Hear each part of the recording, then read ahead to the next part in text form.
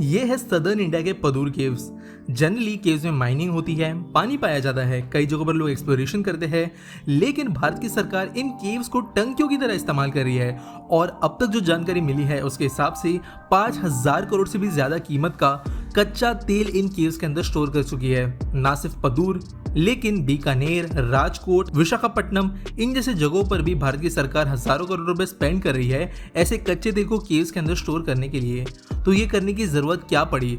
इसके अलावा दूसरे देशों के झगड़ों की वजह से भारत का कैसा फायदा हुआ ऑयल मार्केट के अंदर, इसके बारे में आज हम जानेंगे।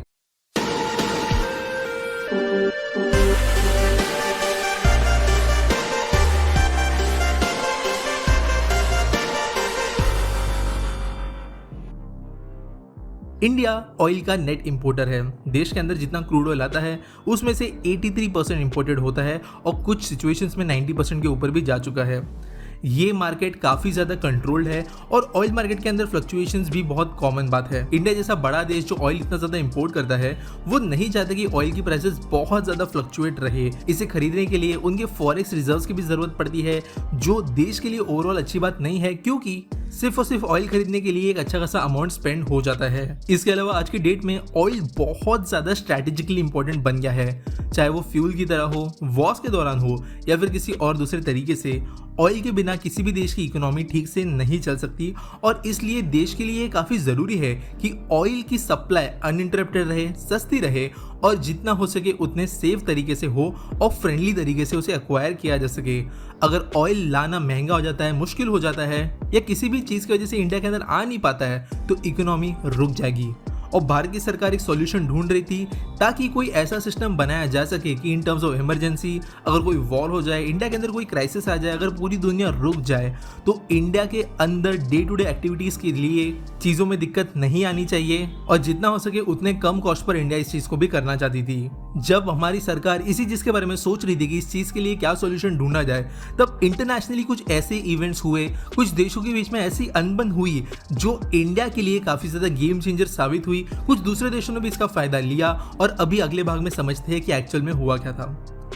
ऑयल सप्लाई करने के लिए लिमिटेड देश है जो नेट एक्सपोर्टर्स है। सारे के सारे देश ऑयल बनाकर एक्सपोर्ट नहीं करते और इंडिया जैसे बड़े देशों के लिए एक दिक्कत की बात है। लेकिन जो देश ऑयल एक्सपोर्ट करते हैं वो चाहते हैं कि कॉन्स्टेंटली ऑयल की प्राइस जो है वो एक हायर लेवल पर रहे, उसे कंट्रोल किया जा सके, मैनिपुलेट किया जा सके। कोई भी इंटरनेशनल कमोडिटी के जो प्राइसेस है वो डिमांड एंड सप्लाई पर डिपेंड करते हैं। अगर सप्लाई बहुत ज्यादा बढ़ जाएगी लेकिन डिमांड नहीं रहेगी तो प्राइसेस नीचे गिर जाएगी और उल्टा होगा, अगर डिमांड बहुत ज्यादा है और सप्लाई नहीं है तो प्राइसेस ऊपर चली जाएगी। इसी के लिए जो सारे पावरफुल ऑयल प्रोड्यूसिंग कंट्रीज है ये मिलकर अपने अपने ग्रुप्स बनाते हैं, ऑर्गेनाइजेशंस बनाते हैं ताकि ऑयल के प्रोडक्शन को कंट्रोल किया जा सके, ताकि कोई भी देश ओवर प्रोडक्शन ना करे जिसकी वजह से सप्लाई ज्यादा हो जाए, प्राइसेस कम हो। ये कोई भी देश नहीं चाहता। ऐसे ही 14 देशों ने मिलकर ओपेक नाम की एक ऑर्गेनाइजेशन बनाई है जहां पर मिडिल ईस्ट और कुछ दूसरे देशों के कंट्रीज मिलकर ऑयल कितना प्रोड्यूस करना है, कितने रेट के आसपास उसे रखना है, ये चीजें डिसाइड करते हैं। ओपेक और रशिया दोनों मिलकर दुनिया का 55% ऑयल एक्सपोर्ट मार्केट कंट्रोल करते हैं, जो काफी सिग्निफिकेंट है। और कई सालों से ओपेक रशिया ने मिलकर ऑयल की प्राइसेस $60 पर बैरल के आसपास मेंटेन करके रखी थी और साल 2008-9 के बाद में ये चीज करने में वो सक्सेसफुल रहे थे साल 12-13 तक। ट्विस्ट आया साल 2011-2012 के बाद में जब अमेरिका ने डिसाइड किया कि वो भी अभी बड़े स्केल पर ऑयल एक्सपोर्ट करना शुरू करेगा। दोस्तों, अमेरिका के अंदर ऑयल वैसे काफी सारे स्टेट्स में पाया जाता है, कई पर बहुत बड़ी संख्या में भी है, लेकिन अमेरिका ऑयल ज्यादा प्रोड्यूस करता नहीं था, स्पेशली एक्सपोर्ट के हिसाब से। लेकिन 2011-12 के बाद में अमेरिका ने फ्रैकिंग नाम की एक टेक्निक डिस्कवर की जहां पर चट्टानों से भी वो ऑयल निकाल पा रहे थे और इसी को इस्तेमाल करते हुए उन्होंने पहले इंटरनेशनल मार्केट्स में एक्सपोर्ट करना शुरू किया और टाइम बाय टाइम 2019 तक वो 3 मिलियन बैरल्स पर डे की कैपेसिटी से दुनिया भर में ऑयल एक्सपोर्ट करने लग गए। क्योंकि एक ऐसा देश जो किसी भी ऑर्गेनाइजेशन का भाग नहीं था, जिसके प्रोडक्शन पर कोई भी कुछ कह नहीं सकता था, वो इतना ज्यादा ऑयल एक्सपोर्ट कर रहा था, तो इंटरनेशनल मार्केट में प्राइसेस ऑयल की गिरना शुरू हो गई। 2014, 15, 16 इन सालों के अंदर हमें ऑयल की प्राइसेस बहुत ज्यादा नीचे गिरती हुई नजर आई। ऑब्वियसली इंडिया के अंदर वो कंज्यूमर्स तक नहीं पहुंची, लेकिन गवर्नमेंट के लिए ये काफी अच्छी बात थी। इसी दौरान ओपेक जैसे देश अलर्ट हो गए और इन्होंने डिसाइड किया कि एक मीटिंग बुलाई जाए और ऑयल प्रोडक्शन को कट किया जाए ताकि जितना भी एक्सपोर्ट अमेरिका के द्वारा हो रहा है उसे काउंटर किया जा सके, ऑयल की सप्लाई दुनिया में कांस्टेंट रखी जा सके, अमेरिका को काउंटर करते हुए और प्राइसेस को मेंटेन किया जा सके। सऊदी अरेबिया ने कहा कि हमें कुछ मिलियन बैरल्स पर डे के हिसाब से कैपेसिटी कम करनी पड़ेगी, लेकिन रशिया ने कहा कि प्रोडक्शन कम करने की वजह से, लगातार ये चीज होने की वजह से उनके प्रॉफिट मार्जिन पर भी बहुत ज्यादा फर्क पड़ रहा है और उस मीटिंग में से रशिया चली गई। और उसके बाद में सऊदी अरेबिया ने रशिया को सबक सिखाने के लिए ऑयल प्रोडक्शन को 100 मिलियन बैरल्स पर डे से बढ़ा दिया ताकि सप्लाई और ज्यादा बढ़े और प्राइसेस और ज्यादा गिरे, रशिया को उसका नुकसान हो। और तब उन्होंने बहुत ज्यादा हद कर दी जब सऊदी अरेबिया ने डिस्काउंट रेट्स पर यूरोप को ऑयल देना शुरू किया, जो रशिया का सबसे बड़ा कस्टमर था। अब रशिया, जो ऐसे सुनने वाले देशों में से नहीं था, उन्होंने भी बहुत बड़े स्केल पर ऑयल प्रोडक्शन शुरू कर दिया और दुनिया में ऑयल की ओवर सप्लाई होना शुरू हो गई। इन बड़े मेजर्स को ऑयल इतनी तेजी से प्रोड्यूस करता हुआ देख, जो छोटे देश है, वेनेजुएला है, कुछ अफ्रीका की कंट्रीज है, इन्होंने डिसाइड किया भाई हम क्यों रुके। उन्होंने भी तेजी से ऑयल प्रोड्यूस करना शुरू किया और दुनिया को जितनी जरूरत थी उससे बहुत ज्यादा ऑयल साल 2014 के बाद में दुनिया में फ्लो होना शुरू हो गया और प्राइसेस धड़ाधड़ नीचे गिर गई। जो एक बैरल क्रूड ऑयल $149 का मिला करता था साल 2008 में, वो $16 तक भी पहुंच गया। और ये जो लड़ाई झगड़ा है सऊदी अरेबिया रशिया के बीच में चलता रहा है, आप कह सकते हो ओपेक और रशिया के बीच में चलता रहा, जिसका फायदा इंडिया, जापान, चाइना, ऑस्ट्रेलिया, इन जैसे देशों ने खूब उठाया। इंडिया एक ऐसा देश है जिसके लिए अगर क्रूड ऑयल की प्राइसेस $1 से कम होती है तो वो हर रोज 10,700 करोड़ रुपीस की सेविंग्स कर सकता है। और साल भर अगर रुपये की प्राइस कांस्टेंट रहे और ये $1 का रेट कम हुआ तो $50 बिलियन से ज्यादा की बचत भारत की सरकार कर सकती है। और इसके लिए हो सके उतना सस्ता ऑयल खरीदना इंडिया और कुछ दूसरे देशों ने शुरू कर लिया।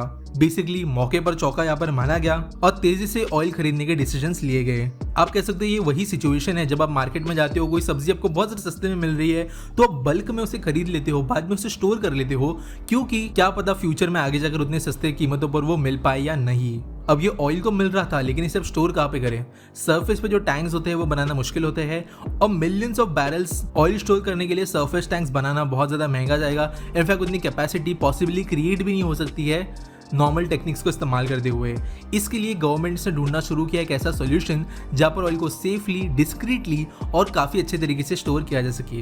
केव्स इसके लिए काफी अच्छा ऑप्शन निकल कर आई। वहां पर ह्यूमिडिटी लेवल मेंटेन्ड होता है, सनलाइट वहां पर पहुंचती नहीं है, ओपन एयर से वो एक्सपोज नहीं होता है, जिसकी वजह से वहां पे जलने की संभावना कम है। वॉर जैसे इमरजेंसी के दौरान कई बार फ्यूल स्टेशन को टारगेट किया जाता है, लेकिन केव्स के अंदर जो ऑयल है वो ऊपर से नजर नहीं आएगा। बॉम्ब्स या मिसाइल्स भी अगर गिराई जाती है तो केव्स के अंदर ऑयल का कोई नुकसान नहीं होगा।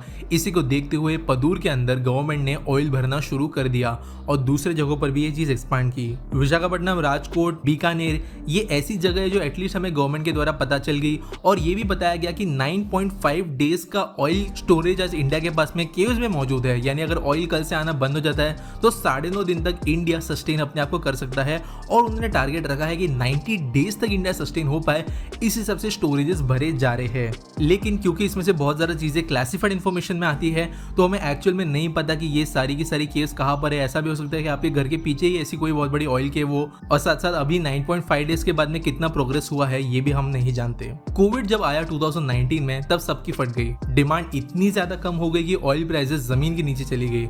और उसके बाद में रशिया, ओपेक, ऑयल प्रोड्यूसिंग देशों ने डिसाइड किया कि अभी इस लड़ाई झगड़े की वजह से जो नुकसान हो रहा था वो और ज्यादा सस्टेन नहीं किया जा सकता और बाय टाइम प्रोडक्शन कट किया गया, चीजें नेगोशिएट की गई और धीरे धीरे अभी ऑयल प्राइस बढ़कर फिर से $79 पर बैरल तक पहुंच गई है, जो इंडिया के लिए इतनी अच्छी बात नहीं है। लेकिन जो 2014 से लेकर अब तक का पीरियड था उस समय पर इंडिया ने अच्छा खासा अमाउंट में ऑयल खरीद कर स्टोर कर लिया है। जापान ने भी ये चीज की है, चाइना ने भी ये चीज की है, कुछ और देशों ने भी ये चीज की है और ये एक ऐसी चीज है जिसके बारे में ज्यादा बात किया नहीं जाता। फ्यूचर में हमारे पास स्टॉक्स हो, सस्ते में चीजें स्टोर कर ले, इसके लिए इंडिया आज की डेट में जो केव्स है उनके अंदर ऑयल स्टोर करके रखता है। उम्मीद करता हूँ आपको ये वीडियो पसंद आई होगी, अच्छी लगी होगी तो लाइक, शेयर, सब्सक्राइब कर देना। फेसबुक मुझे फॉलो कर सकते हो, इंस्टाग्राम पे मुझे फॉलो कर सकते हो। मिलेंगे अगले वीडियो में।